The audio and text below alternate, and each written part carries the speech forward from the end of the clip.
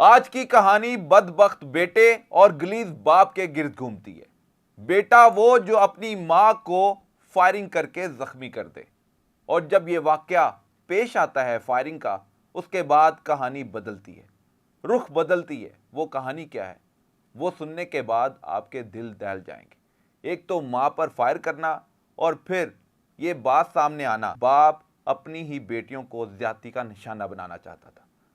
जब माँ उसके सामने आती है तो वो फायरिंग कर देता है, तैश में आकर कि उसकी जो जिनसी ख्वाहिश है वो अपनी बेटियों के ज़रिए पूरी करता है, वो बेटियां उसको वापस कर दी जाए। नाजरीन, ये ऐसा वाक़या है जिसके बाद बाप का रिश्ता पर एतमाद उठ जाए। ये गलीज बाप अपनी कम सन 2 बेटियों को ज्यादती का निशाना बनाता है। 3 से 4 साल तक इसने ये बदबख्ती की, और ये तमाम तर वाकया मां पर फायरिंग करने के बाद सामने आता है। पुलिस हरकत में आती है, फौरी तौर पर गिरफ्तारी के लिए छापे मारे जाते हैं और मुकदमात का इंदराज अमल में लाया जाता है। पहला पर्चा इसके भाई की मदय्यत में वालदा पर फायरिंग करने का दर्ज किया जाता है। दूसरा वाकया इसकी बीवी की मदय्यत में बेटी को ज्यादती का निशाना बनाने की सूरत में दर्ज किया जाता है। तीसरा वाकया पुलिस मुकाबले का। इस दरिंदा सिफ्त मुल्ज़म को पुलिस मुकाबले में पार कर दिया जाता है। यह मुल्ज़िम अपने ही साथियों की फायरिंग से मारा जाता है। अब यह सारी कहानी आपके सामने रखूंगा। तमाम तर तफसीलात मुकदमा मतन के मुताबिक आपके सामने रखने का मकसद मेरा यह है कि वो लफ्ज़ जो मुकदमे में इस्तेमाल हुए हैं, एक भाई ने वालदा के हवाले से अपने भाई के खिलाफ किस तरह मुकदमा दर्ज करवाया, एक बीवी ने अपने शौहर के खिलाफ अपनी बेटी से ज्यादती का वाकया जो मुकदमा था वो कैसे दर्ज हुआ, और तीसरा पुलिस ने इनकाउंटर में किस तरह मुल्ज़म तक रसाई हासिल की और वो मारा गया। नाज़रीन, पहला पर्चा आपके सामने रखेंगे। अब्दुल रशीद नामी ये शख्स है जिसने मुकदमा दर्ज करवाया, और मुकदमा मतन के मुताबिक मेरा भाई मुसम्मी मोहम्मद रफ़ीक वल्द अब्दुल मजीद भी मेरी बहन के घर आ गया, और आते ही गुस्से से बोला कि तुम मेरी बेटी को घर क्यों लाए हो, यानी कि दूसरे घर में, अपने रिश्तेदार के घर में क्यों लाए हो, उसकी बेटी उसके घर पर क्यों नहीं है। इस दौरान उसकी माँ, अब्दुल रशीद की माँ और रफ़ीक की माँ उससे कहती है कि तुम जो अपनी बेटी के साथ करते हो वो अच्छा नहीं करते, लिहाजा मैं तुम्हारी बेटी तुम्हारे हवाले नहीं करूंगी। इस दौरान रफ़ीक गुस्से में आता है और अपनी वालदा पर फायरिंग कर देता है। 2 गोलियां उसके सीने पर लगती, और फिर जब ये वाकया पुलिस में रिपोर्ट किया जाता है तो पुलिस फौरी तौर पर मुल्ज़िम की गिरफ्तारी के लिए छापे मारती है। और जब वजह तनादा पूछा जाता है कि मां पर एक बेटे ने फायर क्यों किया, तो फिर बात खुलती है, और बात इस तरह खुलती है कि ये बाप, ये गलीज बाप, ये दरिंदा सिफ्त इंसान, सफाक मुल्ज़म अपनी एक नहीं 2 बेटियों के साथ ज्यादती करता रहता है, और अरसा दराज से ज्यादती का शिकार कर रहा है। एक बाप अपनी बेटियों के साथ ऐसा कर सकता है, सोच भी नहीं सकते। लेकिन इस गलीज बाप ने बाप के रिश्ते को ही पामाल कर दिया। एक बाप जिसके शजर में बच्चे साया ढूंढते हैं, वो बाप उस साए में बच्चों को दरिंदगी का निशाना बनाता रहा। आखिर क्यों? और जब बात खुलती है तो ये मुतासरा बेटियां अपने ही बाप के खिलाफ पुलिस को बयान जमा करवाते हैं, और फिर पुलिस कार्रवाई अमल में लाती है। जिन बेटियों को दरिंदगी का निशाना बनाया जाता रहा, उनकी वालदा जरीना बीबी ने मुकदमा दर्ज करवाया थाना फैक्ट्रिया में अपने ही शौहर के खिलाफ और जालिम और गलीज बाप के खिलाफ। वो मुकदमा मतन के मुताबिक तमाम तर तफसीलात आपके सामने रखने का मकसद ये है कि आपको मालूम हो सके कि एक दरिंदा सिफ्त इंसान क्या क्या कर रहा था, और लफ्ज़ों का इस्तेमाल जो शौहर की बीवी ने किया है वो सामने रखने जा रहा हूँ। वो कहती है कि 20 साल कबल इसकी शादी होती है रफ़ीक नामी शख्स के साथ, और ये चुंगी अमर सद्दू का रहायशी है।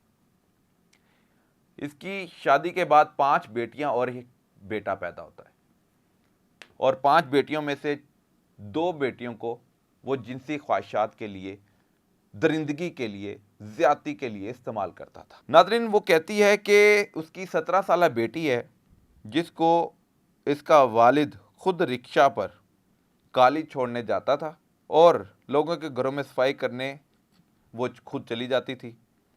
मोरखा 15/6/2025 उसकी बेटी अलीशा उसके पास आई, जिसने बताया कि उसका वालिद उसके साथ क्या कर रहा है। 2 साल से उसे डरा धमका कर ज़बरदस्ती जना करता था और इनकार करने पर तशद्दुद करता था, जान से मारने की नीयत से छेड़खानी करता रहता था और फिर नोचता था, खरोचता था, मारता था। और अलीशा जो है वो ईद उल अज़हा से चंद दिन कबल ही अपने वालिद के ख़िलाफ़ जाती है और किसी के घर पर पनाह ले लेती है, उसके अपने रिश्तेदारों के घर पनाह ले लेती है। इस दौरान फिर माँ पर फायरिंग का वाक़या पेश आया कि तुम अच्छी हरकतों सकनात में मुलविस नहीं हो, तो तुम्हारी बेटी को इसलिए हम तुमसे दूर कर रहे हैं। लेकिन ये जालिम बाप, बदबख्त बेटा अपनी माँ पर फायरिंग कर देता है। अब ये कहानी एक नहीं, इसकी दूसरी बेटी के साथ भी यही इसी तरह बीतता रहा। घर वाले भी जानते थे, पूछते भी थे, रोकते भी थे, लेकिन थाने में आज तक दरखास्त नहीं गई थी। लेकिन जब कुछ होता है तो सही होता है।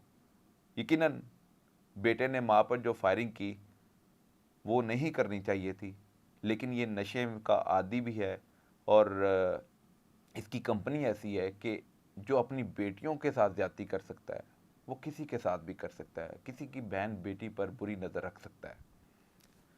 और फिर पुलिस ने जब ये सारी कहानी सुनी, उसके बाद पुलिस भी मुल्जिम के पीछे चल निकली। मुल्जिम की तलाश के पीछे फिर उनको जब कामयाबी मिलती है, मुल्जिम तक रसाई हासिल की जाती है, तो फिर मुल्जिम को मुकाबले में पार कर दिया जाता है। पुलिस की तरफ से मुकदमे का इंदराज अमल में लाया जाता है और इस जालिम बाप को, बदबख्त बेटे को माँ पर फायरिंग करने और बेटियों के साथ ज्यादती करने पर इनकाउंटर में पार करना पुलिस के लिए ज़रूरी हो चुका था। क्योंकि एक बाप अगर अपनी बेटियों को इस तरह दरिंदगी का शिकार कर सकता है तो वो किसी पर भी नज़र रख सकता है और इस तरह की हरकतों सकनात में मुलविस पाया जा सकता है। इस रफ़ीक नामी शख्स को पुलिस ने जब गिरफ्तार करने की कोशिश की तो इसके ही साथियों ने उस मुल्जिम को, रफ़ीक को बचाने की कोशिश की और पुलिस ने जवाबी फायरिंग की। इस दौरान पुलिस की तरफ से दावा किया जा रहा है कि मुल्जिम अपने ही साथियों की फायरिंग से मारा गया है, लेकिन कहानी यहाँ ख़त्म नहीं होती। इस तरह के कई वाक़यात हम माशरे में होते हुए देख रहे हैं। कोई बाप अपनी बेटी को, भाई अपनी बहन के साथ और दीगर इस तरह के वाक़यात में रिश्तेदार भी सामने आते हैं।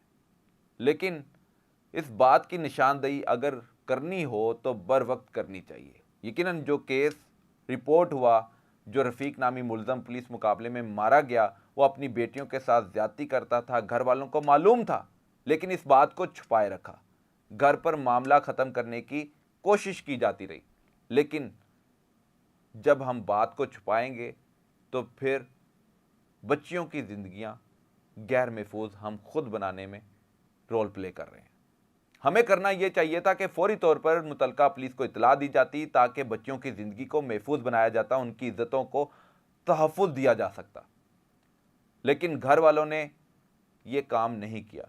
अब माशरे में अगर इस तरह का काम, इस तरह का गंद, इस तरह की बेहयाई, इस तरह की गलीज़ हरकतों सकनात में कोई मुलविस है और आपको मालूम है कि अपने सगे रिश्ते, अपनी बेटियों पर जिनसी इस्तेहसाल किया जा रहा है, तो उसको रोकने के लिए मुतलका पुलिस को भी इतला दी जाए ताकि आप और हम महफूज रह सकें। अब तक के लिए इतना ही। अल्लाह हाफ़िज़।